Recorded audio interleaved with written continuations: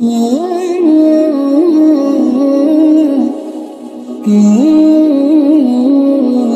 समय पहले मिस्र में फिरौन नाम का एक बहुत जालिम बादशाह रहता था। वह लोगों से कहता था कि वही सबसे बड़ा है। एक दिन फिरौन को एक डरावना सपना आया। उसे लगा कि एक बच्चा उसकी हुकूमत खत्म कर देगा। इस डर से उसने हुक्म दिया कि बनी इस्राएल के सभी नवजात लड़कों को मार दिया जाए। लोग बहुत परेशान हो गए। उसी समय हजरत मूसा पैदा हुए। उनकी माँ अपने बच्चे की सुरक्षा को लेकर चिंतित थी। अल्लाह ने उनकी माँ के दिल में बात डाली। उन्होंने मूसा को एक संदूक में रखकर नदी में छोड़ दिया। संदूक बहते बहते फिरौन के महल तक पहुँच गया। फिरौन की पत्नी आसिया ने बच्चे को देखा और उसे अपना लिया। इस तरह हजरत मूसा फिरौन के महल में बड़े होने लगे। अल्लाह उनकी हर कदम पर हिफाजत कर रहा था। जब मूसा जवान हुए तो उन्होंने एक कमजोर आदमी की मदद की। इस दौरान एक मिस्री आदमी की मौत हो गई। जब लोगों को ये बात पता चली तो फिरौन नाराज हो गया। मूसा को मिस्र छोड़कर जाना पड़ा। मूसा मदयन नाम की जगह पहुँचे। वहाँ उन्होंने कई साल सुकून से गुजारे।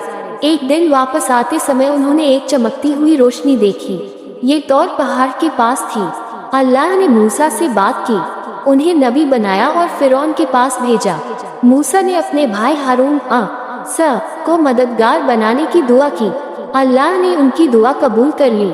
दोनों भाई फिरौन के पास गए।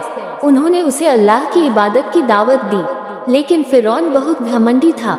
उसने बात मानने से इनकार कर दिया। अल्लाह ने मूसा को कई चमत्कार दिए। उनकी लाठी एक बड़े सांप की तरह दिखाई देने लगी। फिर भी फिरौन नहीं माना। उसका जुल्म बढ़ता ही गया। आखिर अल्लाह ने मूसा को अपनी कौम के साथ मिस्र छोड़ने का हुक्म दिया। वे रात में वहां से निकल पड़े।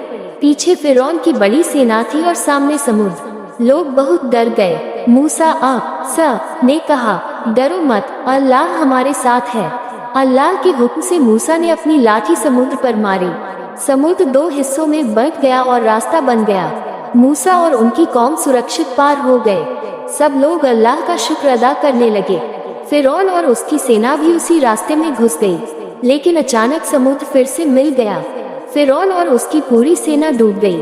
अल्लाह ने अपने नेक बंदों को बचा लिया।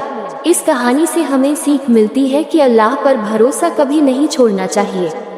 अल्लाह हमेशा अपने नेक बंदों की मदद करता है।